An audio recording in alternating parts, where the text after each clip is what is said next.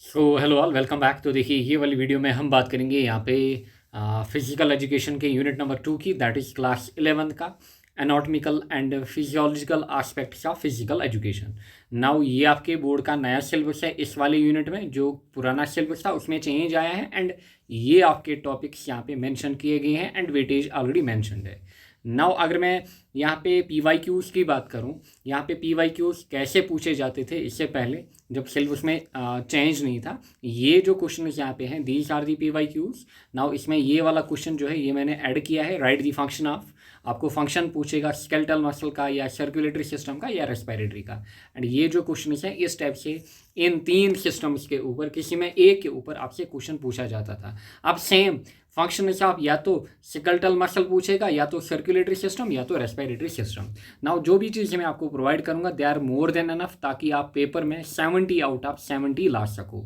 And lecture के and पे already आपको क्या मिलेंगे, ऑलरेडी आपको इम्पॉर्टेंट जो MCQs हैं जो आपके बोर्ड में पूछे जाते हैं उनको भी यहाँ पे हमने कवर किया है। नाउ अगर मैं बात करूँ, देखिए ये जो प्ले लिस्ट हमारी थी, जब आप चैनल के प्ले लिस्ट में जाओगे, पुराना प्ले लिस्ट जो हमारे पास था फिजिकल एजुकेशन का वो ये था। जब आपका सिलेबस जो था उसमें चेंज नहीं था, सो ये वाला प्ले लिस्ट था। अब हमने इस प्ले लिस्ट को अपडेट किया है। अब आपको नया प्ले लिस्ट ये वाला मिलेगा, JK boards class 11 physical education. अब आपको इस प्ले लिस्ट से लेक्चर्स लगाने हैं एंड जैसे ही आपका एग्ज़ाम वगैरह होगा एंड जब भी आपका एग्ज़ाम ख़त्म होगा, एग्ज़ाम ख़त्म होने के बाद जो ये हमारा लेक्चर नंबर 1 है इसमें आप अपना रिव्यू वगैरह भी देख सकते हो। So I will keep my camera off, क्योंकि लेक्चर की जो लेंथ है वो काफ़ी ज़्यादा बढ़ जाती है। नाउ देखिए, आपको यहाँ पे पढ़ना क्या है। अगर हम टॉपिक्स की बात करें, आपको पहले जानना होगा एनाटॉमी क्या होती है, फिजियोलॉजी क्या होती है। एंड जो ऑलरेडी साइंस बैकग्राउंड से होंगे उनको यहाँ पे दिक्कत नहीं होगी, क्योंकि ये सारा जो यूनिट यहाँ पे है इट इज़ टोटली बायोलॉजी। सो ये पूरा आपका बायोलॉजी से है, दैट इज़ आपका जोलॉजी वाले पार्ट से कवर किया गया है ये वाला यूनिट। एंड आपको बेसिकली ज़्यादा इसको देखना है इन terms of physical education point of view, यानी कि जो भी सिस्टम वगैरह आप देखोगे ये आप बेसिकली देखोगे not majorly in terms of biology but in terms of physical education. So ये सब चीज़ें जो हैं ये आपको यहाँ पे पढ़नी है। नाउ स्टार्ट करते हैं। पहले ही हमें यहाँ पे जानना होगा कि what is anatomy and what is physiology. अगर मैं एनाटॉमी की बात करूँ, एनाटॉमी हमारे पास क्या होती है, एक ऐसा ब्रांच होता है साइंस का जो कि डील करता है किसके साथ, बेसिकली शेप के साथ या फिर साइज़ के साथ या फिर लोकेशन ऑफ बॉडी पार्ट। यानी कि हमारा हार्ट कहाँ पे लोकेटेड है हमारी बॉडी के अंदर, ये जो हमारी बॉडी है इसमें हमारा हार्ट कहाँ पे लोकेटेड है, या फिर जो लंग्स हैं ये कहाँ पे लोकेटेड हैं, या फिर हमारा जो हार्ट है इसका स्ट्रक्चर कैसा है। अच्छा, हमारा जो हार्ट है इसकी शेप कैसी है, साइज़ कैसा है, या फिर बोन एंड जॉइंट्स इनकी शेप कैसी है, साइज़ कैसा है। इस चीज़ को हम क्या कहते हैं, इसी चीज़ को हम कहते हैं एनाटॉमी। इसी चीज़ को हम क्या कहते हैं, एनाटॉमी। नाउ फिजियोलॉजी की अगर मैं बात करूँ, फिजियोलॉजी में क्या होता है, फिजियोलॉजी के अंदर हम देखते हैं कि ये जो हमारा हार्ट है, अगर मैं हार्ट की बात करूँ, ये जो हमारा ह्यूमन हार्ट है या फिर हमारा डाइजेस्टिव सिस्टम है या फिर सर्कुलेटरी सिस्टम है, ये कैसे वर्क करते हैं, ये कैसे वर्क करते हैं या फिर ये कैसे फंक्शन करते हैं। यहाँ पे हमने खाली शेप साइज़ वगैरह देखा, यहाँ पे हमने फंक्शन देखा, वर्किंग देखी। इसी पार्ट को हम क्या कहते हैं, इसी पार्ट को हम कहते हैं फिजियोलॉजी। नाउ यहाँ पे आप पढ़िए अब, anatomy is the branch of science that deals with the structure, shape, size and location of different parts of human body. And again notes अगर आपको चाहिए पेड नोट्स आपको वो ऐप पे मिल जाएंगे, या फिर अगर आप क्या कर सकते हो, अगर आपके पास टाइम है बेटर इज आप खुद से नोट्स यहाँ पे बनाएं। Now anatomy is that branch of science जो कि डील करता है with structure, shape, size and location of different body parts. Physiology में क्या होता है, इन शॉर्ट आपको याद रखना है, फिजियोलॉजी में फंक्शन एंड वर्किंग हम देखते हैं।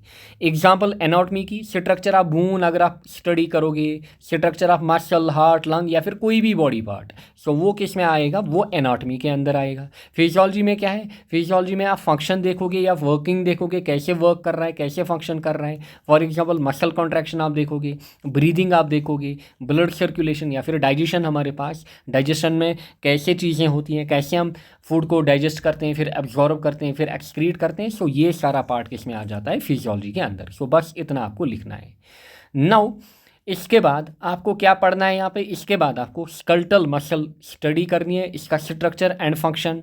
रेस्पिरेटरी सिस्टम आपको जानना है, structure and function. Then circulatory system आपको जानना है। इसमें डाइजेस्टिव सिस्टम भी होता था, उसको क्या किया गया है, उसको डिलीट किया गया है। सो यहाँ पे मेजरली यहाँ पे आपका जो सिलेबस है उसको रिड्यूस किया गया है इस वाले यूनिट के अंदर। नाउ स्केलेटल मसल, देखिए अगर हम मसल्स की बात करें, जो मस्कुलर सिस्टम हमारे पास होता है, बेसिकली हमारे पास 3 मसल्स होती हैं। वन इज स्मूथ मसल, दूसरा हमारे पास क्या होता है स्केलेटल मसल, एंड तीसरी जो हमारे पास होती है that is cardiac muscle. But आपके सिलेबस में टोटली जो इससे पहले सिलेबस होता था उसमें मेंशन होता था मस्कुलर सिस्टम, बट अब मेंशन किया गया है खाली स्केलेटल मसल आपका। सो कार्डियक मसल, स्मूथ मसल ये आपको स्टडी नहीं करने, आपको केवल और केवल यहाँ पे स्केलेटल मसल जो है वो स्टडी करना है।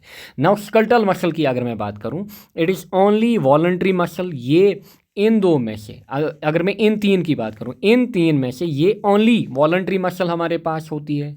जो हमारे पास 3 टाइप्स ऑफ मस्कुलर सिस्टम होते हैं, या फिर आप ये बोलिए मस्कुलर सिस्टम के अंदर 3 टाइप्स ऑफ मसल सेल्स जो होती हैं, उनमें से जो वॉलंटरी मसल हमारे पास है that is skeletal muscle.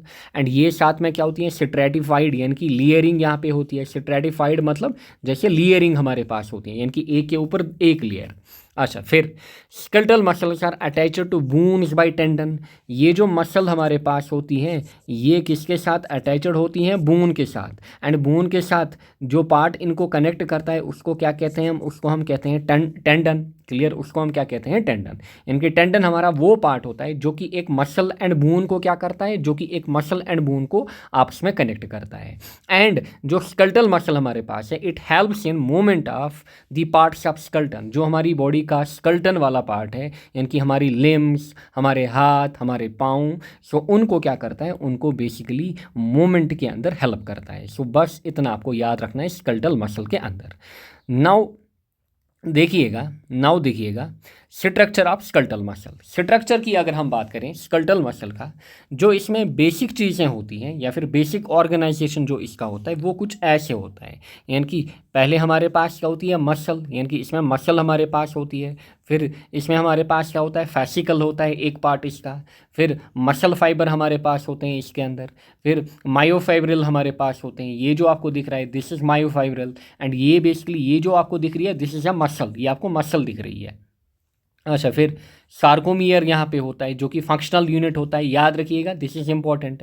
Sarcomere जो होता है इट इज़ फंक्शनल यूनिट किसका, स्केलेटल मसल का। एंड फिर यहाँ पे हमारे पास एक्टिन एंड मायोसिन भी होता है जो कि बेसिकली क्या होते हैं, दीज आर दी प्रोटीन्स। क्या क्या, एक तो हमारे पास एक्टिन ये जो आपको दिख रहा है, एंड साथ में आपको मायोसिन दिखेगा, दिस इज एक्टिन। ये जो वाला पार्ट आपको दिख रहा है दिस इज एक्टिन हमारे पास। एंड ये जो पार्ट आपको दिख रहा है दिस इज बेसिकली मायोसिन। ये बेसिकली क्या होते हैं, दीज आर दी प्रोटीन्स। सो ये बेसिकली क्या होता है, एक टिपिकल स्ट्रक्चर स्केलेटल मसल का।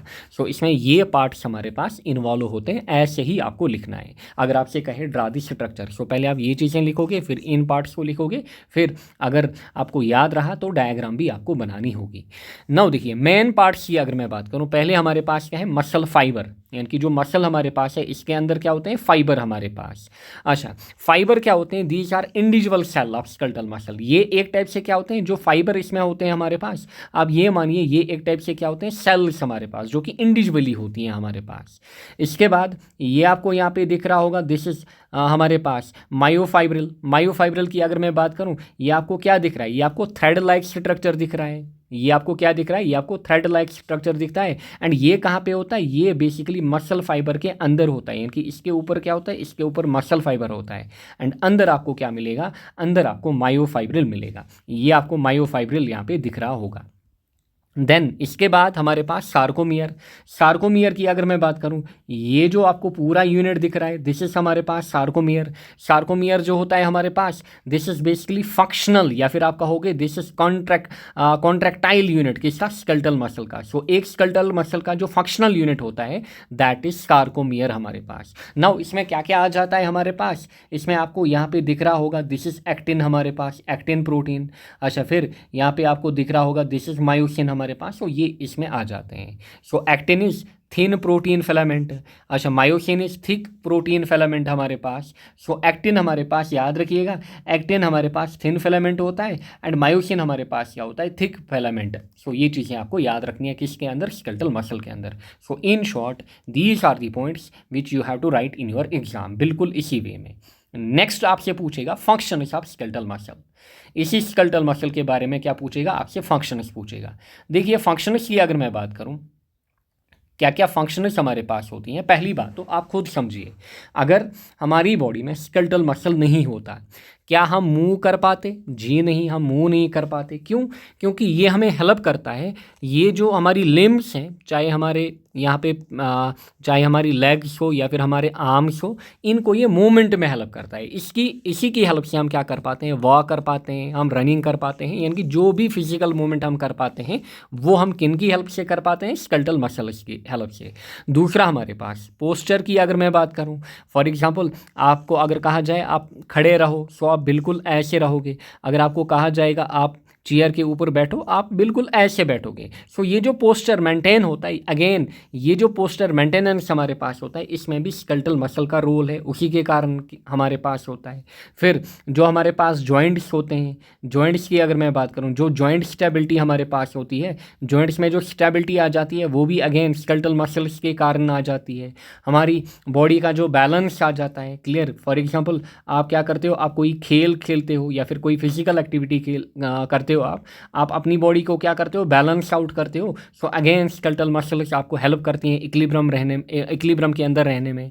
अच्छा, फिर हीट प्रोडक्शन हो गया, हमारी बॉडी में हीट का क्या होना, हीट का प्रोडक्शन होना, ताकि हमारी बॉडी के अंदर जो टेम्परेचर है वो मेंटेन रहे।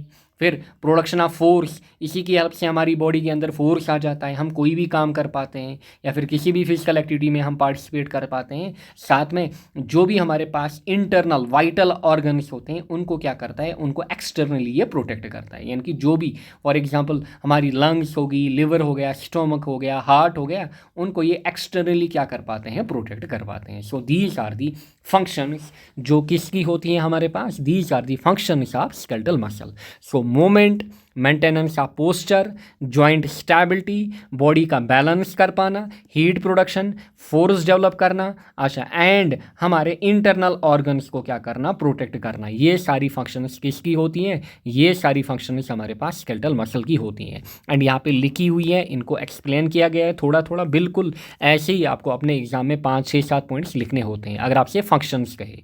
सो बिल्कुल ऐसे आपको नोट्स लिखने हैं। सो ये आपको यहाँ से समझ आएगा क्योंकि ये चीज़ें मैंने यहाँ पे डायग्राम के अंदर एक्सप्लेन की। सो ऐसे आपको एग्जाम में नोट्स लिखने हैं। नाउ नेक्स्ट हमारे पास है effect of exercise on muscular system. जो हमारा मस्क्यूलर सिस्टम होता है, इसके ऊपर एक्सरसाइज का क्या इम्पैक्ट पड़ता है, यानी कि जब हम कोई फिजिकल एक्टिविटी करते हैं हमारे मस्क्यूलर सिस्टम के अंदर क्या इफेक्ट आ जाता है। देखिए, जब भी हम एक्सरसाइज करते हैं या फिर कोई फिजिकल एक्टिविटी करते हैं, बेसिकली 2 टाइप की एक्टिविटीज़ हमारे पास होती हैं। One is an aerobic exercise, दूसरा हमारे पास एरोबिक। एन एरोबिक मतलब लिमिटेड सप्लाई ऑफ ऑक्सीजन या फिर इन एब्सेंस ऑफ ऑक्सीजन आप क्या करते हो। एन एरोबिक मतलब इन एब्सेंस या फिर लिमिटेड सप्लाई ऑफ ऑक्सीजन में आप क्या करते हो, एक्सरसाइज। मतलब फॉर एग्जांपल आप रूम के अंदर कोई काम कर रहे हो। अच्छा, फिर एरोबिक एक्सरसाइज में क्या होगा, जो आप फिजिकल एक्टिविटी कर रहे हो वो आप इन प्रेजेंस ऑफ ऑक्सीजन कर रहे हो, क्लियर। यानी कि आपके पास अवेलेबिलिटी ऑफ ऑक्सीजन काफ़ी ज़्यादा है। सो ऐसे आपको याद रखना है। नाउ जो एन एरोबिक एक्सरसाइज हमारे पास होती हैं, बेसिकली इसमें हमारा कौन सा मसल फाइबर यूज़ होता है, fast Twitch muscle fibre, and यहाँ पे हमारा स्लो वाला मसल फाइबर जो है वो यूज़ होता है। ऐसे आपको याद रखना है। अच्छा, ये जो हमारे पास होती है anaerobic exercise, like weight lifting हो गया, पुशअप हो गया, these are anaerobic. Aerobic की अगर मैं बात करूं, लाइक लॉन्ग मैराथन रनिंग, हमें क्या करना है, हमें लॉन्ग मैराथन दौड़ना है। फॉर एग्जांपल 15 आवर्स तक हमें क्या करनी है, रनिंग करनी है, या फिर 10 आवर्स तक हमें क्या करनी है, रनिंग करनी है। सो बेसिकली आपको समझ में आएगा इस की हेल्प से कि आप इमेजिन कर पाओगे एन एरोबिक एक्सरसाइज क्या होती है, एरोबिक क्या होती है। सो एन एरोबिक में हमारा वेट लिफ्टिंग आ जाता है, पुशअप्स आ जाते हैं। सो देयरफॉर ये जो एक्सरसाइज हमारे पास होती है इनमें क्या होता है, इनमें हाई एनर्जी रिक्वायरमेंट होती है शॉर्टर पीरियड में। क्योंकि जो आप वर्कआउट करोगे जिम के अंदर वेट लिफ्टिंग, क्या आप वेट लिफ्टिंग 2 घंटे तक करोगे? जी नहीं, पॉसिबल ही नहीं है कि 2 घंटे तक आप क्या करोगे कंटिन्यूसली वेट लिफ्टिंग। इवन मतलब वेट लिफ्टिंग जो होती है हार्डली कुछ मिनट्स तक होती है वेट लिफ्टिंग हमारे पास। सो यहाँ पे आपको काफ़ी ज़्यादा हाई एनर्जी की रिक्वायरमेंट होती है शॉर्टर पीरियड में, काफ़ी कम टाइम के अंदर आपको हाई एनर्जी चाहिए। नाउ जब आप रनिंग करोगे, रनिंग में आपको क्या चाहिए, रनिंग में आपको कॉन्स्टेंट एनर्जी लेवल चाहिए, यानी कि एनर्जी आपको कम ही चाहिए बट वो आपको कॉन्स्टेंटली मेंटेन रखनी होगी। यहाँ पे आपको एकदम से काफ़ी ज़्यादा एनर्जी चाहिए होगी, काफ़ी ज़्यादा एनर्जी आपकी यूज़ होगी। सो ऐसी एक्सरसाइज को हम क्या कहते हैं, anaerobic. So these require high energy expenditure which results in oxygen depletion. So क्योंकि इसको क्या चाहिए, इसको काफ़ी ज़्यादा ऑक्सीजन एक ही झटके में चाहिए, जिसकी वजह से क्या होगा, ऑक्सीजन का डिप्लीशन होगा, यानी कि ऑक्सीजन लेवल्स जो हैं वो बॉडी के अंदर गिर जाएंगी। To counteract this humans breathe deeply and rapidly restoring oxygen level. And इसीलिए आप देखोगे कि ये जो बंदा है इसकी सांस जो है वो फूल जाएगी, यानी कि ये हैविली ब्रीथ करेगा ताकि जो ऑक्सीजन है वो रिपेयर हो जाए यहाँ पे। अच्छा, फिर anaerobic exercise creates excess lactic acid, and इनमें जो इंजरी होने के चांसेस हैं वो ज़्यादा होते हैं, या फिर जो आपको फैटीग आ जाता है, आप थक जाते हो, आपको मसल क्रैम्प्स आ जाते हैं, वो ज़्यादा इन एक्सरसाइज में आते हैं। क्यों? क्योंकि यहाँ पे एक्सेस लैक्टिक एसिड जो है वो प्रोड्यूस होता है। आपने रेस्पिरेशन पढ़ी होगी क्लास 10th में, वहाँ पे आपने देखा होगा रेस्पिरेशन हमारे पास यीस्ट में जो रेस्पिरेशन होती है, फिर हमारी मसल्स में जो रेस्पिरेशन होती है, माइटोकॉन्ड्रिया के अंदर जो रेस्पिरेशन होती है, आपने देखा होगा मसल्स में जो होती है वो लिमिटेड सप्लाई ऑफ ऑक्सीजन की प्रेजेंस में होती है। एंड फिर वहीं से बेसिकली किसका जनरेशन होता है, लैक्टिक एसिड का, मसल्स के अंदर। अच्छा, माइटोकॉन्ड्रिया के अंदर वाटर निकलता है एंड लॉट ऑफ एनर्जी निकलती है। यीस्ट में क्या होता है, कम एनर्जी निकलती है, साथ में कार्बन डाइऑक्साइड वगैरह। बट मसल्स में क्या होता है, मसल्स में लैक्टिक एसिड निकलने के कारण क्रैम्प्स वगैरह आ जाते हैं। सो एन एरोबिक एक्सरसाइज के कारण लैक्टिक एसिड प्रोड्यूस होता है, जिसके कारण क्रैम्प्स वगैरह आ जाते हैं। एंड हमें क्या चाहिए होता है, यहाँ पे हमें काफ़ी ज़्यादा हाई ऑक्सीजन लेवल्स चाहिए होती हैं ताकि लीवर क्या करें, एक्सेस लैक्टिक एसिड को ग्लूकोज के अंदर convert. So these are the anaerobic exercise. Aerobic में क्या होता है, यहाँ पे स्लो ट्विच मसल हमारा यूज़ होता है। अच्छा, यानी कि फाइबर्स, यहाँ पे आपको कांस्टेंट एनर्जी की रिक्वायरमेंट होती है, क्योंकि आपको फॉर एग्जांपल 10 आवर्स क्या करना है, 10 आवर्स तक आपको एक्टिविटी मेंटेन करनी है। फॉर एग्जांपल आपको लेट अस सपोज आपको 30 किलोमीटर रनिंग करनी है। सो क्या आप एक ही झटके में रनिंग करोगे? जी नहीं, आप धीरे धीरे रनिंग करोगे। ये running may be 10 hours 15 hours तक भी चली जा सकती है। सो आपको एक कॉन्स्टेंट एनर्जी चाहिए होती है। अच्छा, in aerobic exercise muscle cells require the same amount of oxygen that the body supplies, यानी कि जो नॉर्मली आपको ऑक्सीजन चाहिए होता है वही आपको यहाँ पे, क्योंकि आप नॉर्मली रनिंग करते हो। ऐसा नहीं कि आप बिल्कुल फास्ट पेस पे रन करते हो, आप बिल्कुल नॉर्मल रन करते हो। फिर दस lactic acid is not formed, यहाँ पे लैक्टिक एसिड का उतना फॉर्मेशन होता है मगर थोड़ा बहुत। आप ये भी कह सकते हो कि आप उस चीज़ को भी इग्नोर कर सकते हो, यानी कि लैक्टिक एसिड का प्रोडक्शन यहाँ पे नहीं होता है। एग्जाम्पल्स ये अगर हम बात करें, लॉन्ग मैराथन रनिंग या फिर साइकिलिंग हमारे पास ये किस में आ जाता है, ये एरोबिक एक्सरसाइज के अंदर आ जाता है। नेक्स्ट हमारे पास है last point here, that is muscle contraction. May be आपसे 2 मार्क का क्वेश्चन पूछा जाए। मसल कॉन्ट्रैक्शन कब ओकर करता है, जब हमारे पास जो एक्टिन होता है एंड जो मायोसिन फिलामेंट होता है ये स्लाइड करते हैं। जो आपने यहाँ पे देखे ना एक्टिन एंड मायोसिन, देखिए आपको यहाँ पे दिख रहा होगा, दिस इज हमारे पास एक्टिन, ये हमारे पास मायोसिन। जब ये क्या करें, ये स्लाइड करें, यानी कि मायोसिन इधर की ओर जाए एंड एक्टिन जो हमारे पास है वो इधर की ओर जाए। जब ये एक दूसरे के बिल्कुल ये क्या करते हैं, जब ये स्लाइड होते हैं, क्लियर, जब ये हमारे पास क्या होते हैं, जब ये हमारे पास स्लाइड होते हैं।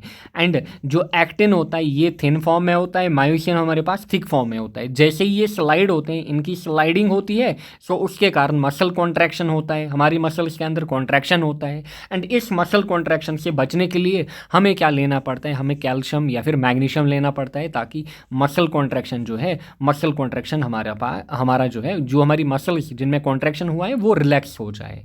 सो आपको lots of calcium and magnesium की नीड होती है।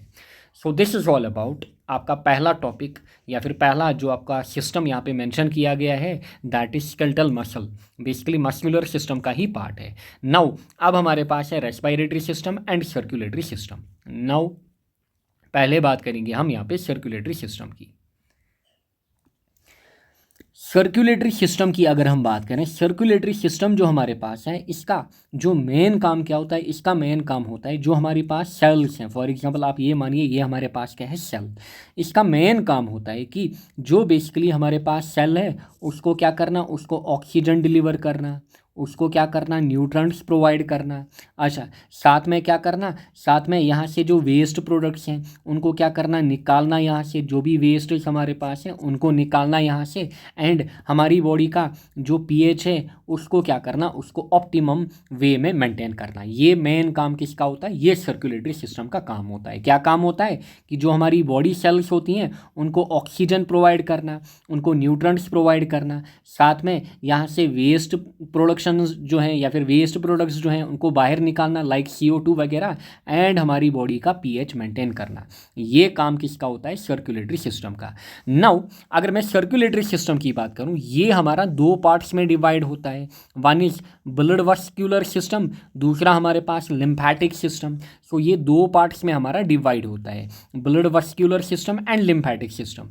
अगर मैं ब्लड वस्कुलर सिस्टम की बात करूं, इसमें हमारा ब्लड आ जाता है, ब्लड वेसल्स आ जाती हैं, एंड साथ में हमारे पास यहाँ पे हार्ट आ जाता है। सो ये हमारे पास पार्ट्स होते हैं किसके, ब्लड वस्कुलर सिस्टम के। एंड ये जो हमारा लिम्फेटिक सिस्टम होता है, इसमें क्या होते हैं, इसमें वेसल्स होती हैं, या फिर आप क्या कहोगे, इसमें हमारे पास टिश्यूज़ आ जाते हैं। सो ये दो पार्ट्स में हमारा क्या होता है, ये दो पार्ट्स में हमारा सर्कुलेटरी सिस्टम डिवाइड होता है। मेन फंक्शन आपने यहाँ पे ये देखा कि सेल को क्या करना, ऑक्सीजन प्रोवाइड करना या फिर न्यूट्रंट्स प्रोवाइड करना, साथ में वेस्ट यहाँ से बाहर निकालना, CO2 बाहर निकालना, बॉडी का पीएच जो है वो मेंटेन करके रखना, एंड जो हमारी इम्यूनिटी है उसको क्या करना, उसको डेवलप करना, यानी कि इम्यून सिस्टम को हमारा वेल डेवलप्ड मतलब बनाना, इसका काम होता है। So this circulatory system is responsible for delivery of oxygen to the nutrients to all cells as well as removal of CO2 waste products, optimum pH of body, the mobility of elements, proteins and cells of the immune system. Humans have well developed circulatory system, जो कि दो parts में हमारा divide होता है। अगर हम blood vascular system की बात करें, इसमें blood vessels, blood and heart हमारा आ जाता है। एक एक करके अब हमें ये पढ़ने हैं। पहले हम ब्लड स्टडी करेंगे, फिर blood vessel, then heart.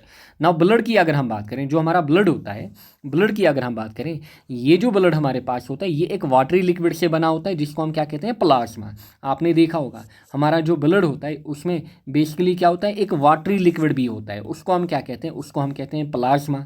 Now जो ब्लड हमारे पास होता है, it is false connective tissue. ये हमारे पास क्या होता है, it is a fluid connective tissue. And जो ब्लड हमारे पास है इसका पीएच कितना होता है, इसका पीएच 7.8 होता है। नाउ ज़्यादा टिपिकल चीज़ें नहीं है, जो आर्ट्स वाले एस्पिरेंट्स होंगे उनको मे भी लग रहा होगा कि ये बायोलॉजी मतलब काफ़ी ज़्यादा हाई लेवल पे है। जी नहीं, मैं ने यहाँ पे पूरी कोशिश की है कि आपको बिल्कुल आराम से समझ आ जाए। एंड ये उतना मतलब 11th लेवल पे नहीं है, आप ये मानिए ये 10th लेवल पे है, एंड थोड़ी बहुत कुछ एडिशनल टर्म्स जो हैं वो 11th लेवल की हैं, बट ज़्यादातर मेजरली ये जो चीज़ें यहाँ पे हैं, these are all what you have studied in your मतलब अर्लियर क्लास। अच्छा, फिर ब्लड की अगर मैं बात करूँ, तो ब्लड आपने क्या देखा, ब्लड जो हमारे पास होता है इसमें वाटरी लिक्विड होता है जिसको हम क्या कहते हैं, प्लाज्मा। फिर ब्लड जो हमारे पास होता है, it is a fluid connective tissue. PH कितना, it is 7.8। Now blood contains 3 types of cells. Blood में हमारे पास 3 टाइप की सेल्स होती हैं, ऑलमोस्ट हर एक को पता होगा। अच्छा, नाउ क्या क्या, RBCs, फिर WBCs एंड प्लेटलेट्स। सो ये 3 टाइप की सेल्स हमारे पास क्या होती हैं हमारे ब्लड के अंदर, RBCs, प्लेटलेट्स, WBCs। RBCs को हम क्या कहते हैं, इरिथ्रोसाइट्स। नाम अगर याद रहे बेटर है, अगर नहीं तब भी चलेगा काम। WBCs को हम क्या कहते हैं, ल्यूकोसाइट्स। प्लेटलेट्स को हम क्या कहते हैं, थ्रोम्बोसाइट्स। नाउ RBCs की अगर मैं बात करूं, जो RBCs हमारे पास होती हैं इनका जो साइज़ होता है वो काफ़ी छोटा है, these are smaller in size. अच्छा, इन्हीं RBCs में क्या होता है, इन्हीं में हमारे पास हीमोग्लोबिन होता है, एंड इसी हीमोग्लोबिन के कारण हमारा जो ब्लड होता है उसका कलर कैसा होता है, उसका कलर रेडिश होता है, यानी कि रेड फॉर्म में होता है। सो वो किसके कारण, हीमोग्लोबिन के कारण। फिर RBCs are formed in bone marrow, जो हमारा बोन मैरो होता है उसमें आरबीसीज बनती हैं। एंड डाई कहाँ पे होती हैं? हमारी बॉडी के स्प्लीन के अंदर, जो स्प्लीन हमारे पास होता है वहाँ पे डाई करती हैं।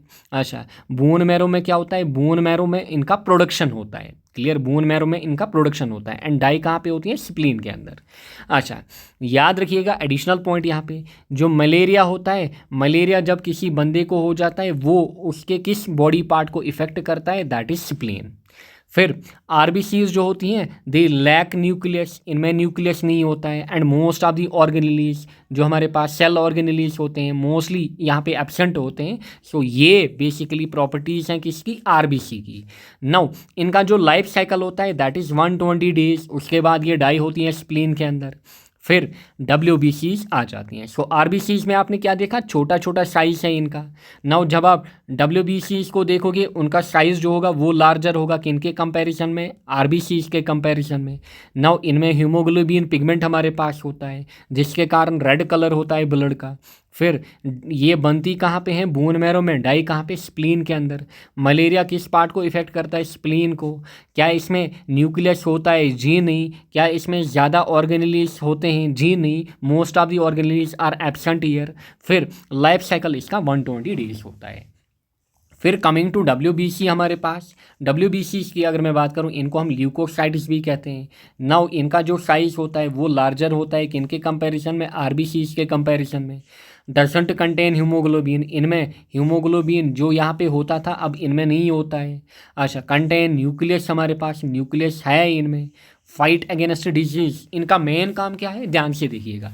जो WBCs है इनका मेन काम है हमारा जो इम्यून सिस्टम है, हमारा इम्यून सिस्टम बूस्ट अप करना, डिजीज़ के अगेंस्ट फाइट करना। RBCs बेसिकली क्या करती हैं? RBCs में हीमोग्लोबिन होता है उसके कारण ब्लड में रेड कलर आ जाता है। एंड इनका जो लाइफ साइकिल होता है दैट इज़ 3 to 4 डेज। उसके बाद प्लेटलेट्स, जिनको हम थ्रोम्बोसाइट्स भी कहते हैं। थ्रोम्बोसाइट्स जो होती हैं ये RBC से भी छोटी होती हैं। अगर फॉर एग्जांपल WBC का साइज़ इतना हमारे पास, फिर ये है RBC, वो फिर यहाँ पे हमारे पास क्या होती हैं? प्लेटलेट्स। सो प्लेटलेट्स जो होती हैं they are much smaller than RBC। साथ में क्या होती हैं? कलरलेस होती हैं, न्यूक्लियस भी नहीं होता है। इनका मेन काम क्या होता है? ब्लड क्लॉटिंग करना। ऑलमोस्ट हर एक को याद होता है ये, क्योंकि कभी ना कभी आपने टेस्ट किया होगा, आप कभी ना कभी हॉस्पिटल विजिट किए होंगे खुद, या फिर मतलब कोई भी फैमिली मेम्बर, फ्रेंड वगैरह। सो प्लेटलेट्स जो होती हैं ये ब्लड क्लॉटिंग में हेल्प करती हैं। WBC क्या करती हैं? WBC fight against disease. So ये पॉइंट्स आपको याद रखनी है। फिर blood platelets get reduced in dengue fever, जिसको डेंगू फीवर होता है। क्लियर, जिसको डेंगू फीवर होता है, इनके मच्छर वगैरह जो काटते हैं उसके बाद जब डेंगू होता है, डेंगू में क्या होता है? जो ब्लड प्लेटलेट्स हैं उनका काउंट जो है, उनका काउंट कम हो जाता है। क्लियर, उनका काउंट जो है वो कम हो जाता है। एंड ज़्यादातर अगर हम बात करें जो डेंगू होता है, मतलब कश्मीर में ज़्यादातर नहीं होता है, जम्मू में भी उतना नहीं होता है, बट थोड़े बहुत केसेस आ जाते हैं। बट अगर आप J&K से बाहर बात करोगे, मतलब जहाँ पे हीट ज़्यादा रहती है, दिल्ली की अगर मैं बात करूँ, या फिर साउथ इंडिया की अगर हम बात करें, वहाँ पे काफ़ी लोगों को ये मतलब ये तो मतलब वहाँ आम बात ही है डेंगू फीवर होना। नेक्स्ट हमारे पास है RBC के ही रिलेटेड पॉइंट। RBCs जो है अगर हमें वो काउंट करनी है कि एक बंदे के अंदर कितनी नंबर ऑफ RBCs हैं, इसके लिए हमारे पास एक इंस्ट्रूमेंट होता है that is known as haemocytometer. अगर आप याद रखना चाहते हो आप इसको रख सकते हो। फिर रेशियो इनका कितना होता है हमारे पास? RBC is to WBC। So अगर WBC एक सेल है, RBC कितनी होंगी? RBC इज़ 600 होंगी, यानी कि 600 टाइम्स ज़्यादा होती हैं WBC के कंपैरिजन में। फिर प्लेटलेट्स हैं, WBC की बात अगर हम करें, अगर प्लेटलेट्स 40 होंगी, RBCs कितनी होंगी? 600 हमारे पास होंगी, यानी कि सबसे ज़्यादा हमारी बॉडी के अंदर क्या होती हैं? RBCs होती हैं। सो ये हमारे पास क्या हो गया? ये हमारे पास हो गया 3 types of cells in our blood. So पहला पार्ट हमने क्या देखा? ब्लड। सो ब्लड के अंदर हमने 3 टाइप की सेल्स देखी। नेक्स्ट हमारे पास है ब्लड वेसल। नेक्स्ट हमारे पास क्या है? Blood vessel. इसका पेज यहाँ पे मिसिंग है, वेट ए सेकंड। ब्लड वेसल इसका पेज यहाँ पे मिसिंग है। नाउ देखिए ब्लड वेसल्स की अगर हम बात करें, ब्लड वेसल्स जो हमारे पास होती हैं यहाँ पे भी हमारे पास 3 चीज़ें आ जाती हैं ब्लड वेसल्स के अंदर। क्या क्या आ जाता है? वन इज हमारे पास आर्टरीज, फिर वीन्स एंड देन कैपिलरीज हमारे पास। नाउ ब्लड वेसल्स में आर्टरीज क्या काम करती हैं, वीन्स क्या काम करती हैं, कैपिलरीज क्या काम करती हैं? सो पहले हमने क्या देखा, पहले हमने अभी ब्लड स्टडी किया, अब हम ब्लड वेसल्स को स्टडी कर रहे हैं एंड इसके बाद हम क्या करेंगे, इसके बाद हम हार्ट को स्टडी करेंगे। नाउ ब्लड वेसल्स का काम होता है allow blood to flow through them. एक टाइप से ये हमारे पास क्या होता है, ये हमारे पास पाथवे होता है, जैसे पाइप्स होती हैं, क्लियर, जैसे हमारे पास पाथवे होता है यानी कि जिसके थ्रू कोई भी चीज़ जाएगी एंड यहाँ पे किसको फ्लो करना है, यहाँ पे ब्लड को फ्लो करना है। सो ये एक टाइप से हमारे पास पाथवेज होता है, पाथवे होता है। नाउ या तो हमारे पास ये आर्टरीज की फॉर्म में होंगी या फिर वीन्स या फिर कैपिलरीज की फॉर्म में होंगी, कैपिलरीज की फॉर्म में होंगी। आर्टरीज क्या करती हैं, carry blood from heart to different parts. So अगर फॉर एग्जांपल ये हमारे पास है हार्ट, सो आर्टरीज का काम क्या होता है, आर्टरीज का काम क्या होता है, ये हमारे पास है बॉडी पार्ट्स यानी कि बाकी बॉडी पार्ट्स, यानी कि बाकी बॉडी पार्ट्स हमारे पास। सो आर्टरीज का काम होता है, आर्टरीज का सिंपल काम होता है कि इनका काम होता है ब्लड को कैरी करना हार्ट से किधर, ब्लड को लेके जाना हार्ट से किधर लेके जाना, बॉडी पार्ट्स तक लेके जाना, ये काम होता है कि इनका आर्टरीज का। अच्छा, फिर जो वीन्स होती हैं carry blood to heart from different parts, carry blood to heart. So ये हार्ट तक क्या करती हैं, ये हार्ट तक ब्लड कैरी करती हैं फ्रॉम डिफरेंट बॉडी पार्ट्स। किसका काम होता है, वीन्स का। सो इन शॉर्ट आर्टरीज का काम क्या है, आर्टरीज का काम है जो ब्लड हमारे पास है, ब्लड से जो जो हार्ट हमारे पास है, हार्ट से जो ब्लड है वो बाकी बॉडी पार्ट्स तक लेके जाना। एंड वीन्स का काम क्या है, डिफरेंट बॉडी पार्ट से ब्लड किधर लेके आना, हार्ट के अंदर लेके आना। सो ये वीन्स का काम होता है। जो आर्टरीज होती हैं they carry oxygenated blood except pulmonary artery. जो पल्मनरी आर्टरी हमारे पास है उसके बगैर जितनी भी आर्टरीज हमारे पास होती हैं वो कौन सा ऑक्सीजन कैरी करती हैं, ऑक्सीजनेटेड। जो वीन्स होती हैं, वीन्स जनरली क्या करती हैं, डीऑक्सीजनेटेड ब्लड कैरी करती हैं। अगेन एक्सेप्शन क्या है, पल्मनरी वीन। यहाँ पे एक्सेप्शन पल्मनरी आर्टरी, यहाँ पे एक्सेप्शन पल्मनरी वीन हमारे पास। फिर कैपिलरीज का काम क्या होता है, कैपिलरीज जो हमारे पास होती हैं they connect veins with arteries. अगर ये आर्टरी है ये वीन है, सो कैपिलरीज का काम होता है इनको कनेक्ट करना। सो ऐसे आप याद रखोगे, दिस इज हमारे पास कैपिलरी। सो ऐसे आप diagram banana. So in short आपने याद रखा, हार्ट से अगर आप ब्लड कैरी करोगे डिफरेंट बॉडी पार्ट्स तक, इसमें आर्टरीज हेल्प करेंगी। अगर आप बॉडी पार्ट से हार्ट तक क्या करोगे, ब्लड कैरी करोगे, इसमें वीन्स आपको हेल्प करेंगी।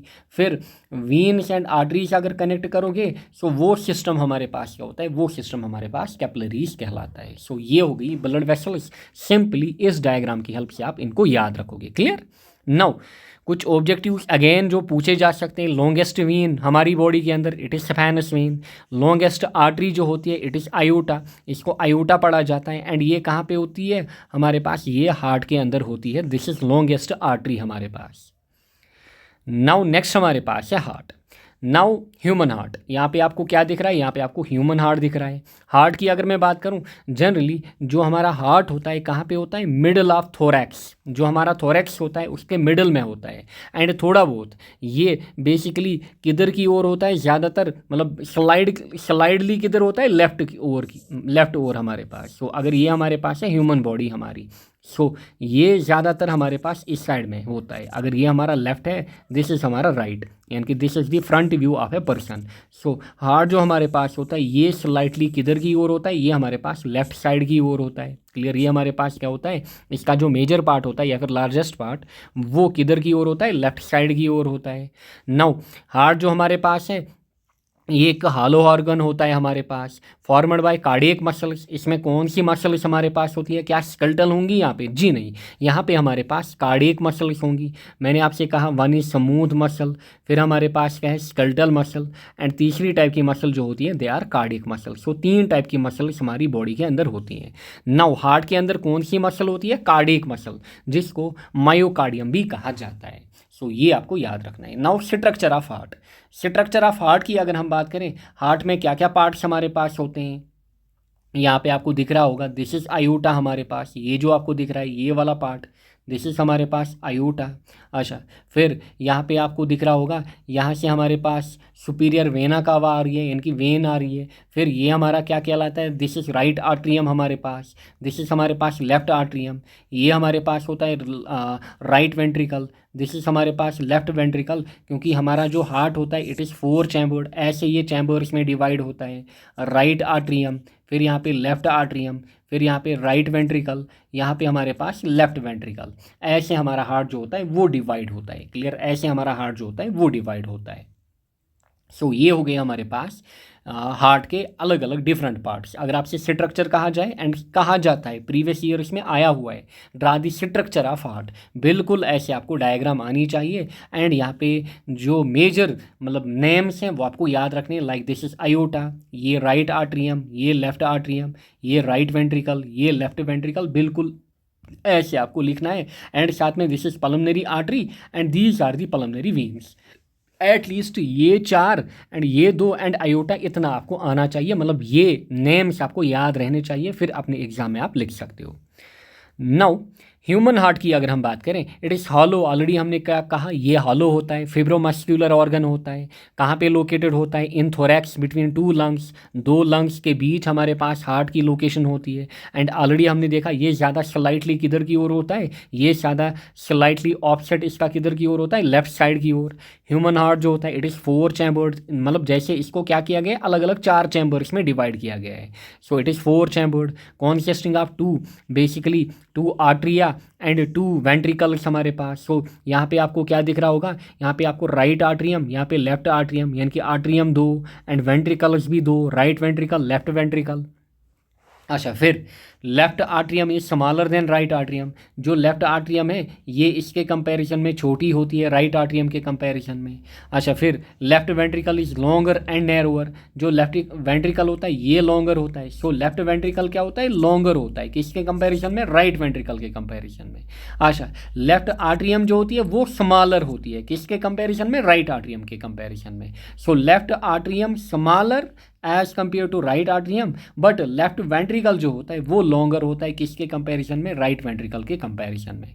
अच्छा, the heart has 2 separate pumps, फिर हमारा जो हार्ट होता है इसमें 2 अलग अलग पंप्स होते हैं, one is right pump and दूसरा हमारे पास लेफ्ट पंप, यानी कि एक राइट साइड में होता है, दूसरा हमारे पास लेफ्ट साइड में होता है। जो राइट वन होता है वो रिसीव करता है blood from body and pumps blood through the lungs, and left one जो होता है वो रिसीव करता है from lungs and pumps blood through the peripheral organs. So जो राइट पंप हमारे पास होता है आरपी में लिखूंगा, राइट पंप क्या करता है, इन शॉर्ट जो हमारे पास राइट पंप होता है ये क्या करता है, ये रिसीव करता है ब्लड को कहाँ से, जो डिफरेंट बॉडी पार्ट्स हमारे पास होते हैं। क्लियर, डिफरेंट बॉडी पार्ट्स हमारे पास होते हैं। एंड साथ में क्या करता है, साथ में ब्लड को पंप किधर करता है, लंग्स की ओर पंप करता है। सो बॉडी पार्ट से क्या किया, बॉडी पार्ट से पहले रिसीव किया ब्लड को, फिर ब्लड को किधर पंप किया, लंग्स की ओर। ये किसका काम है, राइट पंप का। जो लेफ्ट पंप हमारे पास होता है, लेफ्ट पंप की अगर हम बात करें, वो रिसीव कहाँ से करेगा, वो रिसीव करेगा ब्लड कहाँ से, लंग्स से। वो एरोज पे ध्यान दीजिए। अच्छा, जहाँ एरो इनवर्ड मतलब रिसीव हो रहा है, एंड ब्लड को पंप किधर की ओर करेगा, जो हमारे पास डिफरेंट पेरिफेरल ऑर्गन्स हैं या फिर डिफरेंट बॉडी पार्ट्स हैं उधर की ओर क्या करेगा, पंप करेगा। सो ये काम है हमारे पास right pump and left pump का। सो राइट पंप क्या करता है, राइट पंप हमारे पास सिंपली ब्लड को रिसीव करता है from body parts and pump करता है किधर, लंग्स की ओर।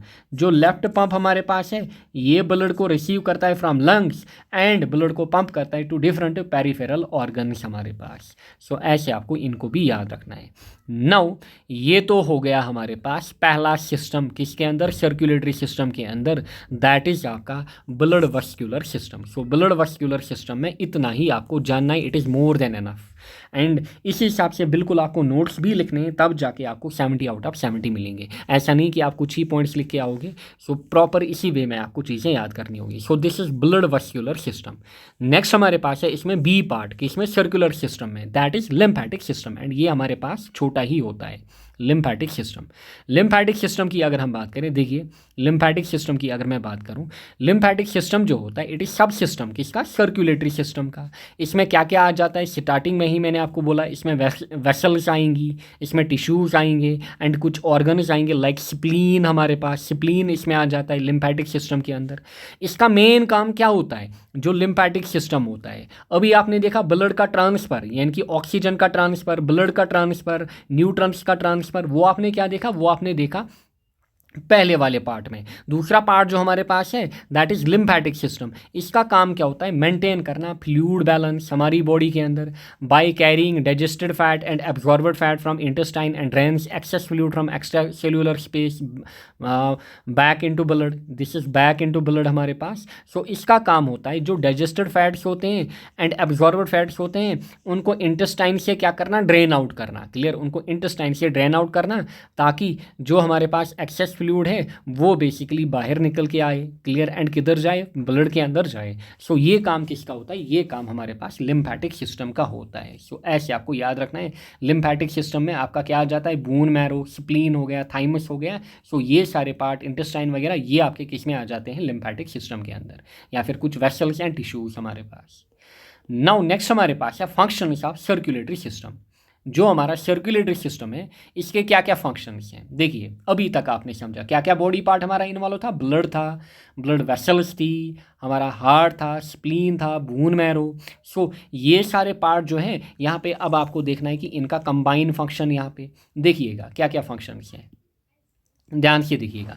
पहला जो फंक्शन होता है सर्कुलेटरी सिस्टम का, पूरे सर्कुलेटरी सिस्टम का, ट्रांसपोर्ट ऑफ ऑक्सीजन, यानी कि ऑक्सीजन क्या करना, ऑक्सीजन का ट्रांसपोर्टेशन करना। क्लियर, यानी कि बॉडी पार्ट्स में, अलग अलग बॉडी पार्ट्स में, फॉर एग्जांपल लंग्स का क्या करना, ऑक्सीजन को कैरी करना लंग्स तक। क्लियर, ऑक्सीजन को क्या करना, कैरी करना।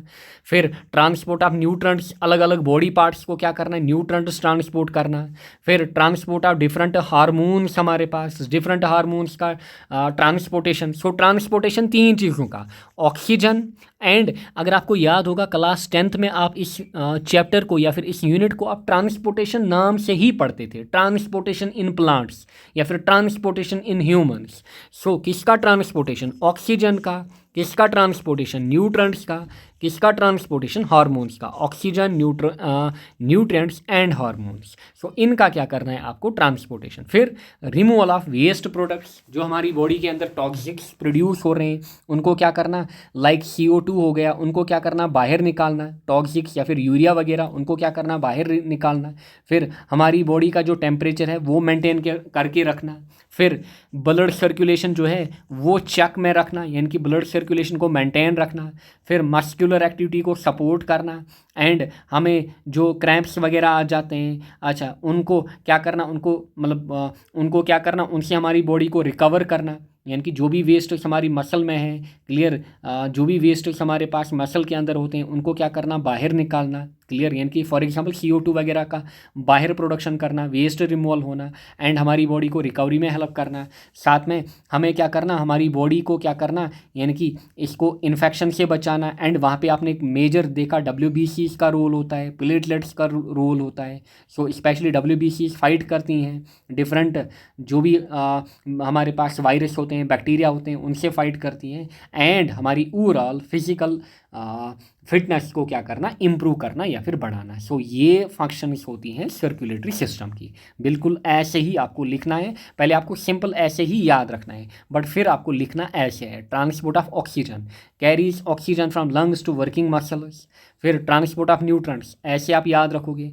Transport of hormones, removal of waste product, बिल्कुल ऐसे ही आपको लिख के आना है। Regulation of body temperature, maintains blood circulation, supports muscular activity, helps in recovery, protection. So ये सारी चीज़ें आपको लिखनी है फंक्शंस ऑफ सर्कुलेटरी सिस्टम के अंदर। नेक्स्ट है effect of exercise on circulatory system. जो हमारा सर्कुलेटरी सिस्टम है, एक्सरसाइज का इम्पैक्ट उसके ऊपर। पहली बात तो जब हम एक्सरसाइज करेंगे, क्लियर, उसका इम्पैक्ट क्या पड़ेगा सर्कुलेटरी सिस्टम के ऊपर। यानी कि जब हम रनिंग करेंगे, क्रिकेट खेलेंगे, जिम जाएंगे, कोई भी वर्कआउट करेंगे, वॉकिंग करोगे आप, सिंपली अगर आप जिम नहीं जाओगे, टाइम नहीं है आपके पास, क्रिकेट खेलने का टाइम नहीं है, सिंपल वॉक करिए सुबह शाम, थोड़ी बहुत रनिंग करिए। It improves the muscle to pull oxygen out of the blood, thus reducing the need for the heart to pump more blood to the muscle.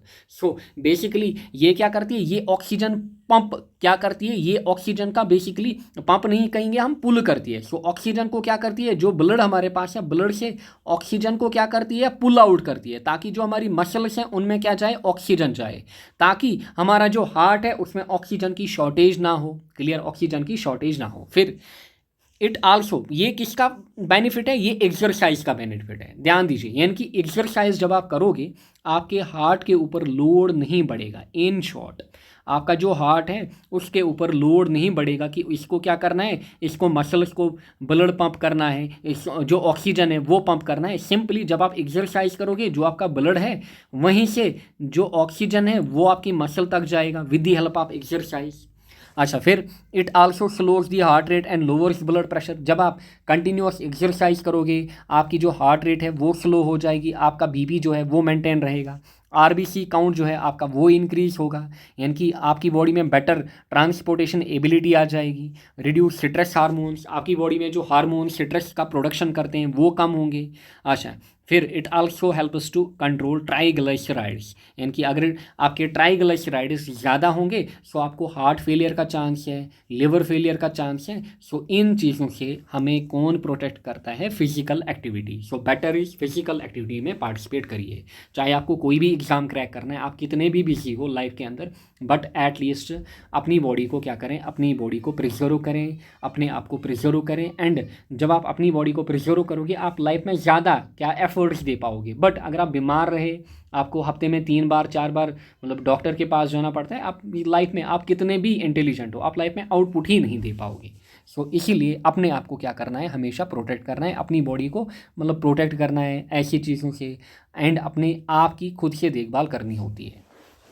Next हमारे पास है लास्ट सिस्टम यहाँ पे, दैट इज रेस्पिरेटरी सिस्टम। सो ये जो unit था हमारा ये मोर इंक्लाइनेड टुवर्ड्स किधर की ओर था, बायोलॉजी की ओर, यानी कि जो बायो के स्टूडेंट्स होंगे उनको ये बिल्कुल आराम से समझ में आया होगा। मे बी जो आर्ट्स वाले स्टूडेंट हैं उनको हैक्टिक लगेगा, बट इसको कम से कम जब आप 3-4 बार रिवाइज करोगे आपको कुछ और करने की नीड नहीं है, ना ही आपको इसके अलावा कुछ पढ़ने की नीड नहीं है। बस ये जो नोट्स मैं दे रहा हूँ, ये जो लेक्चर्स मैं दे रहा हूँ 10 वन शॉट्स, बस ये फॉलो करने, आपका स्कोर 70 आउट ऑफ 70 होगा, जैसे आपके जो सीनियर्स हैं उन्होंने किया हुआ है।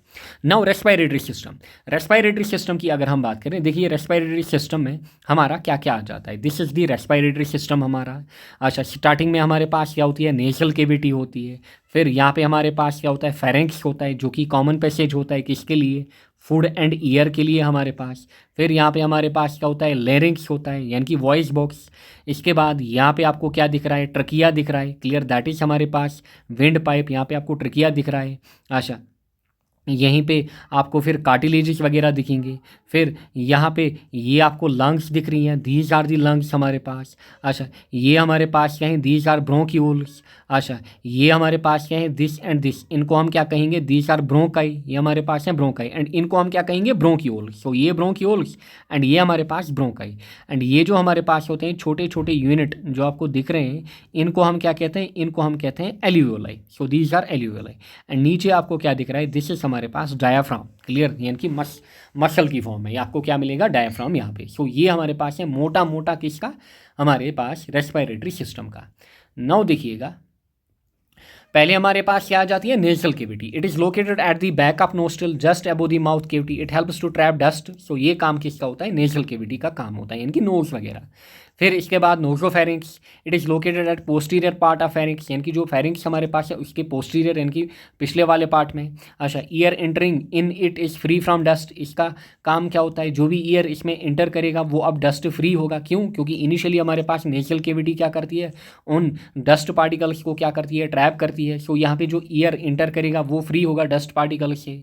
अच्छा, ईयर पासिस थ्रू नोजोफेरिंक्स एंड किधर की ओर जाएगा, लेरिंक्स में जाएगा। फिर क्लियर, यानी कि फेरिंक्स से किधर की ओर जाएगा, फेरिंक्स से फिर यहाँ पे लेरिंक्स की ओर जाएगा। ये आपको लेरिंक्स दिख रहा है यहाँ पे। अच्छा, लेरिंक्स की अगर हम बात करें, इसको हम क्या कहते हैं, वॉइस बॉक्स कहते हैं। इसके ऊपर हमारे पास क्या होती है, इसके ऊपर हमारे पास कार्टिलेजेस होती हैं, इनकी रिंग लाइक स्ट्रक्चर यहाँ पे आपको दिख रहा होगा। अच्छा, सो ये बेसिकली स्टार्ट कहाँ से होती हैं, ये बेसिकली यहाँ पे लेरिंक्स से स्टार्ट होती हैं, जो कार्टिलेजेस हमारे पास होती हैं, जो कार्टिलेजेस हमारे पास होती हैं। अच्छा, so it cons of cartilages, and इसको हम क्या कहते हैं, वॉइस बॉक्स इन ह्यूमन्स। जैसे मैं अभी बात कर रहा हूँ, आप तक मेरी साउंड आ रही है, सो कहाँ से निकल रही है, लेरिंक्स से निकल रही है। अच्छा, इसके बाद हमारे पास है ग्लोटिस। ग्लोटिस जो होता है it is located between pharynx and larynx. जो फेरिंक्स हमारे पास है एंड लैरिंक्स हमारे पास है, इनके बीच लोकेटेड होता है ग्लोटिस। अच्छा, pharynx opens into larynx by slit like aperture, जिसको हम क्या कहते हैं, ग्लोटिस, यानी कि एक सिल्ट लाइक, थोड़ी मतलब जिसमें थोड़ा छेद हो, सो एक सिल्ट लाइक अपर्चर यहाँ पे होता है, इसी को हम कहते हैं ग्लोटिस। इसके बाद होता है एपिग्लोटिस। एपिग्लोटिस जो होता है it is basically elastic cartilage हमारे पास, यानी कि इलास्टिक कार्टिलेज की फॉर्म में होता है। अच्छा, फेरिंक्स हमें पता है, फेरिंक्स हमारे पास जो होता है इट इज़ कॉमन पैसेज। याद रखिएगा फेरिंक्स क्या है, इट इज़ पैसेज, किसके लिए, फूड एंड ईयर के लिए। सो ये दोनों के लिए क्या होती है, कॉमन पैसेज। अच्छा, जब भी यहाँ से फूड या ईयर आएगा, होता क्या है, जो एपिग्लोटिस होता है वो क्लोज होता है, वो क्लोज करता है किसी ओपनिंग को। जो ग्लोटिस हमारे पास है इसकी ओपनिंग को ये क्या करता है, क्लोज करता है, क्योंकि ग्लोटिस मैंने बोला आपको ऑलरेडी, ये क्या है, सिल्ट लाइक अपर्चर, यानी कि जैसे यहाँ पे आपको दिख रहा है इसमें छेद, ये देखिए इसके अंदर आपको क्या दिख रहा है, वाइट, आप ये मानिए छेद दिख रहा है। सो एपिग्लोटिस क्या करता है, इस ग्लोटिस को क्या करता है, क्लोज करता है। क्लियर, इसकी ओपनिंग को क्या करता है, क्लोज। ज्यूरिंग स्वेलिंग, जब हम क्या करते हैं, जब हम स्वेल करते हैं, ताकि हमारे पास जो फूड है वो बेसिकली ट्रकिया या फिर विंड पाइप के अंदर ना चला जाए। सो ये काम होता है किसका, एपिग्लोटिस का। किसको क्लोज करना, ग्लोटिस की ओपनिंग को क्या करना, क्लोज करना। ज्यूरिंग ईटिंग, यानी कि जब हम ईट करते हैं। क्यों, क्योंकि फूड जो है उसका कॉमन पैसेज क्या होता है, उसका कॉमन फूड एंड ईयर के लिए जो कॉमन पैसेज होता है दैट इज फेरिंक्स हमारे पास। देन हमारे पास ट्रकिया। ट्रकिया क्या होती है, ट्रकिया हमारे पास सिंपली होती है विंड पाइप। ये रही विंड पाइप, ये रही हमारे पास wind pipe. So this is हमारे पास wind pipe. So trachea, it is a tube that runs through the neck in front of esophagus and extends into thoracic cavity. It filters the air we inhale and branches into bronchi. And simply ये किधर की ओर branch हो जाती है, ये हमारे पास bronchi में। ध्यान से देखिए, ये पाइप आ रही है एंड यहाँ पे इसके दो ब्रांच निकल रहे हैं, एंड इन ब्रांच को हम क्या कहते हैं, इन ब्रांच को हम कहते हैं ब्रोंकाई। सो दिस इज हमारा ट्रकिया, या फिर इसी को हम क्या कहते हैं, इसी को हम कहते हैं विंड पाइप। सो ये दो पार्ट्स में फिर ब्रांच आउट हो जाती है, दैट इज ब्रोंकाई। सो ये हमारे पास हो गए ब्रोंकाई, एंड ये जो आपको दिख रहे हैं these are bronchioles. Now bronchi की अगर हम बात करें, these are the air tubes. ये क्या होते हैं, ये एक टाइप से ईयर ट्यूब होते हैं, जो कि ब्रांच आप कहाँ से करते हैं, ट्रकिया से करते हैं। ये आया ट्रकिया, एंड यहाँ से हमारे पास क्या निकलता है, यहाँ से हमारे पास निकलते हैं ब्रोंकाई। सो ये बेसिकली ईयर ट्यूब्स होते हैं and carry atmospheric air directly to lungs. So इनका काम क्या होता है, देखिए ये किधर की ओर गए, ये लंग्स के अंदर गए हैं। सो इनका काम होता है जो एटमॉस्फेरिक ऑक्सीजन है वो किधर लेके जाना, वो हमारी लंग्स तक लेके जाना। ये काम किनका होता है, ये ब्रोंकाई का काम होता है। फिर lungs are divided into two parts. So दो लंग्स हमारे पास होती हैं, पता है ऑलरेडी हमारे पास, left one and right one. Bronchioles are network of branching tubes in lung which carry air to and fro from the alveoli. अच्छा, lungs are the site where oxygen is taken into body and carbon dioxide is expelled out. So हमारे पास यहाँ पे क्या होते हैं, यहाँ पे ब्रोंक्यूलाई होते हैं जो कि ऑक्सीजन कैरी आउट करते हैं, एंड साथ में यही लंग्स हमारे पास होती हैं जहाँ पे ऑक्सीजन एंड CO2 का क्या हो जाता है, जहाँ पे ऑक्सीजन आ जाता है एंड CO2 का एक्सपेल्शन हो जाता है। So lungs are the site where oxygen is taken into body and carbon dioxide is expelled in short. इसके बाद हमारे पास आ जाता है एलुवियोलाई। एलुवियोलाई ये देखिए, जो आपको ये छोटे छोटे डॉट्स यहाँ पे दिख रहे हैं, ये होते हैं एलुवियोलाई। जो एलुवियोलाई हमारे पास होता है ये बेसिकली साइट होती है for exchange of gases. This is the site for exchange of gas, किधर, लंग के अंदर। So these are extremely thin walled lobulated structure and are the site of gaseous exchange. जो गैसियस एक्सचेंज हमारे पास होता है वो बेसिकली कहाँ पे होता है, एलुवियोलाई में होता है। सो एलुवियोलाई जो हमारे पास हैं ये बेसिकली थिन वॉल्ड लोब्यूलेटेड, यानी कि लोब्स होते हैं, क्या होते हैं, एक टाइप से लोब्स होते हैं। सो यहीं पे हमारे पास गैसियस एक्सचेंज होता है, ये चीज़ आपको याद रखनी है। लास्टली हमारे पास क्या है, डायफ्राम। डायफ्राम क्या है, मस्कुलर शेल्फ होता है at the base of lungs, जो कि सेपरेट करता है थोरेसिक कैविटी को एब्डोमिनल कैविटी से। अच्छा, व्हेन रिलैक्सड ड्यूरिंग एक्सपायरेशन, यानी कि जब हम एक्सपायर करते हैं, अच्छा इसमें ये बेसिकली क्या हो जाता है, डूम शेपर्ड, डूम नहीं, देखिए डूम शेपर्ड, DOME। सो इसकी शेप कैसे हो जाती है, जैसे डूम बना हुआ होता है। सो ये डूम शेपर्ड होता है। एंड जब हम क्या करते हैं, जब हम कॉन्ट्रैक्ट करते हैं, यानी कि हमारी लंग्स जब कॉन्ट्रैक्ट करती है ये फ्लैटन हो जाता है during inspiration. So during expiration it becomes dome shaped and on contraction becomes flattened, and flatten हो जाता है ड्यूरिंग इंस्पायरेशन। सो ये चीज़ आपको याद रखनी है। नेक्स्ट हमारे पास है मैकेनिज्म ऑफ रेस्पायरेशन। इसके बाद हम क्या देखेंगे, functions of respiratory system. Now mechanism of respiration की अगर हम बात करें, दैट इज गैसियस एक्सचेंज। सो हमने क्या देखा, लंग्स जो हैं, lungs can't expand and contract on their own. Lungs खुद से एक्सपेंशन यानी कि एक्सपेंशन एंड कॉन्ट्रैक्शन नहीं कर सकती है, क्लियर, ये खुद से नहीं कर सकती है, क्लियर, ये खुद से नहीं कर सकती हैं। एंड ह्यूमंस के अंदर basically it is brought about by alternate expansion and contraction of thoracic cavity. So ये बेसिकली पूरी थोरैसिक कैविटी यहाँ पे इन्वॉल्व होती है एक्सपेंशन एंड कॉन्ट्रैक्शन में। दो प्रोसेसेस होती हैं, वन इज इंस्पायरेशन, दूसरा एक्सपायरेशन। इंस्पायरेशन मतलब इन, एक्सपायरेशन मतलब एक्सपायर यानी कि बाहर निकलना। अच्छा, the process by which fresh atmospheric air enters alveoli of the lungs, यानी कि वो प्रोसेस जिसमें हमारी लंग्स में क्या आ जाए, जिसमें हमारी लंग्स में ऑक्सीजन आ जाए, इसको हम क्या कहते हैं, इंस्पायरेशन। एक्सपायरेशन क्या होता है, जिसमें आप क्या करोगे, जिसमें आप fall gas for example CO2 क्या करोगे, उसको अपनी बॉडी से एक्सपेल आउट करोगे, that is expiration. So inspiration में क्या होता है, इंस्पायरेशन में जो डायाफ्राम होता है, जब भी आप इंस्पायर करते हो, जब भी आप सांस लेते हो, जो हमारा डायाफ्राम हो जाता है वो फ्लैटन हो जाता है। अच्छा, जो इंटरकोस्टल मसल्स होती हैं वो कॉन्ट्रैक्ट करती हैं, एंड एब्डोमिनल मसल्स क्या करती हैं, वो रिलैक्स करती हैं, यानी कि इनका अपोजिट होगा, एक कॉन्ट्रैक्ट करेगी, एक रिलैक्स करेगी। फिर जब हम एक्सपायर करेंगे, यानी कि जब हम CO2 को एक्सपेल आउट करेंगे अपनी बॉडी से, अच्छा, इस बीच क्या होगा, हमारे पास जो मसल्स ऑफ डायाफ्राम होंगी वो रिलैक्स करेंगी एंड वो डोम शेपर्ड हो जाएंगी। यहाँ पे ये बेसिकली कॉन्ट्रैक्ट हुई थी एंड ये फ्लैटन हो गई थी, यहाँ पे ये रिलैक्स होंगी एंड डोम शेपर्ड होंगी। फिर जो इंटरकोस्टल मसल्स हैं वो क्या होंगी, वो कॉन्ट्रैक्ट होंगी एंड रिबल्स जो हैं वो बेसिकली मूव करेंगे डाउनवर्ड एंड अपवर्ड, इनवर्ड। फिर जो एब्डोमिनल मसल्स हैं वो यहाँ पे रिलैक्स हुई थी एंड यहाँ पे एब्डोमिनल मसल्स जो हैं वो कॉन्ट्रैक्ट होंगी।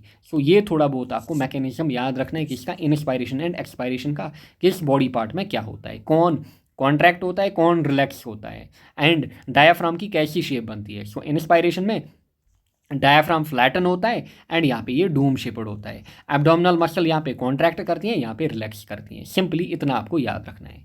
नेक्स्ट हमारे पास है फंक्शंस ऑफ रेस्पिरेटरी सिस्टम। देखिए सिंपली क्या क्या फंक्शंस हो सकती हैं, अब आप खुद से दिमाग लगाइए। सप्लाई ऑफ ऑक्सीजन, क्योंकि रेस्पिरेटरी सिस्टम में पहला काम है लंग्स तक क्या करना, ऑक्सीजन को कैरी आउट करना। फिर removal of carbon dioxide, lungs में क्या जाएगा, ऑक्सीजन, यहाँ से क्या बाहर निकलेगा, कार्बन डाइऑक्साइड। सो होगा क्या, एनर्जी प्रोडक्शन होगा हमारे पास हमारी बॉडी के अंदर, क्योंकि एरोबिक कंडीशंस जब होती हैं वहाँ पे एनर्जी, जो एरोबिक रिएक्शन हमारे पास होती है, एरोबिक रिएक्शन या फिर रेस्पिरेशन कहिए, वहाँ पे एनर्जी का काफ़ी ज़्यादा प्रोडक्शन होता है सेल्स के अंदर। फिर रेगुलेशन ऑफ ब्रीदिंग, हम अच्छे से ब्रीथ कर पाएंगे, गैसियस एक्सचेंज होगा, हमारी बॉडी का जो pH है वो मेंटेन रहेगा ब्लड के अंदर। अच्छा, वॉइस प्रोडक्शन आपने कहाँ देखा, लेरिंक्स में वॉइस प्रोडक्शन होगा। फिर इम्प्रूवड इंडोरेनेस, हमारी इंडोरेनेस जो है वो बढ़ जाएगी एंड साथ में हीट एंड वाटर रेगुलेशन, हमारी बॉडी में बेसिकली जो टेम्परेचर है वो मेंटेन रहेगा। So these are the functions of respiratory system. यहाँ पे आप देख सकते हो क्या क्या, सप्लाई ऑफ ऑक्सीजन यानी कि टेक्स ऑक्सीजन फ्रॉम एटमॉस्फेयर। फिर रिमूवल ऑफ कार्बन डाइऑक्साइड यानी कि removes carbon dioxide from muscles during physical activity.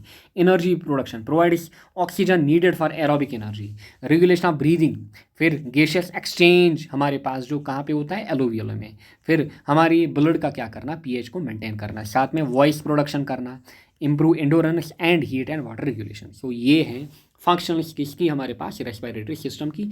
बिल्कुल ऐसे ही आपको लिखना है।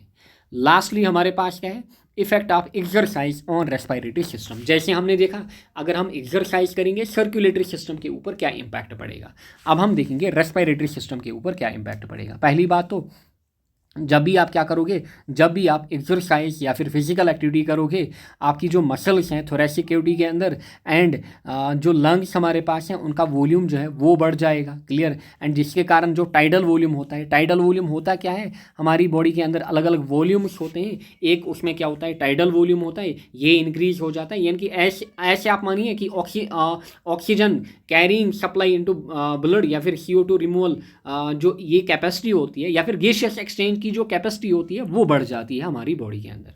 फिर it increase vital capacity due to increase in tidal volume. अच्छा, increase in aerobic capacity due to regular and aerobic proper aerobic exercise, यानी कि एरोबिक कैपेसिटी बढ़ेगी हमारे पास, यानी कि एनर्जी का प्रोडक्शन ज़्यादा होगा सेल्स में। Increase in the recovery rate after the exercise becomes rapid, यानी कि रिकवरी हमारे पास क्या होगी, रिकवरी हमारे पास फास्टर वे में होगी। फिर gaseous exchange capacity improves as due to exercise more capillaries will be opened in the alveoli. So जितनी हम एक्सरसाइज करेंगे हमारे पास इन शॉर्ट जो गैसियस एक्सचेंज कैपेसिटी जो अभी मैं आपको बोल रहा था, यानी कि इंस्पायर एंड एक्सपायर करना, आप ईजिली क्या कर पाओगे, इंस्पायर एंड एक्सपायर। क्लियर। सो आप बेसिकली ये भी कह सकते हो आप टीबी जो हो गया या फिर अस्थमा या फिर जिसको एज़मा कहा जाता है या फिर जो भी लंग रिलेटेड डिजीज होती हैं उनसे आप बच सकते हो अगर आप क्या करोगे, अगर आप प्रॉपर एक्सरसाइज करोगे। सो इन शॉर्ट ये चीज़ें आप लिख सकते हो। दी ऑक्सीजन अपटेक कैपेसिटी इंक्रीज, सो टीबी हो गया, सो ये भी आप लिख सकते हो, टीबी हो गया या फिर एस्थमा हो गया। क्लियर। सो इनसे आप क्या कर सकते हो, इनसे आप बच सकते हो, यानी कि आपकी बॉडी में जो आपकी बॉडी होगी वो इनको ईजिली क्या कर पाएगी, इनको ईजिली फाइट कर पाएगी या फिर इनके प्रोडक्शन की नौबत ही नहीं होगी कि आप अस्थमा के शिकार हो जाओ या फिर टीबी के शिकार हो जाओ आप, जब आप क्या करोगे, प्रॉपर एक्सरसाइज करोगे, क्योंकि आपकी ऑक्सीजन कैपेसिटी जो है वो बढ़ जाएगी या फिर जो भी गैसियस एक्सचेंज कैपेसिटी है वो बढ़ जाएगी, आपकी मसल से ज़्यादा एनर्जी का प्रोडक्शन होगा। नाउ कुछ MCQs यहाँ पे जो कि पूछे जाते हैं इसी टाइप के सेम MCQs आपके बोर्ड में। So anatomy is the study, आप यहाँ पे खुद से आप बताओगे क्या है। Physiology is the study of, फिर functional unit of skeletal muscle, सब चीज़ें हमने देखी। Which protein forms the thick filament of skeletal muscle, फिर the main site of gaseous exchange in the respiratory system is, the main muscle involved in respiration is, the voice box is known as, the human heart consists of how many chambers। अच्छा, which chamber of heart has thickest muscular wall। अच्छा, which blood vessel carry blood away from the heart। सो ये कुछ MCQs हैं यहाँ पे जिनके answers आप कहाँ पे मेंशन करोगे, जिनके आंसर्स आप कमेंट्स के अंदर मेंशन करोगे। एंड अगर आपने लेक्चर पूरी तरह से देखा है आप इजीली 1 to 10 MCQs को यहाँ पे कर पाओगे। So thank you all, best of luck, मिलेंगे हम आपके यूनिट नंबर 3 में। Till then take care, bye bye.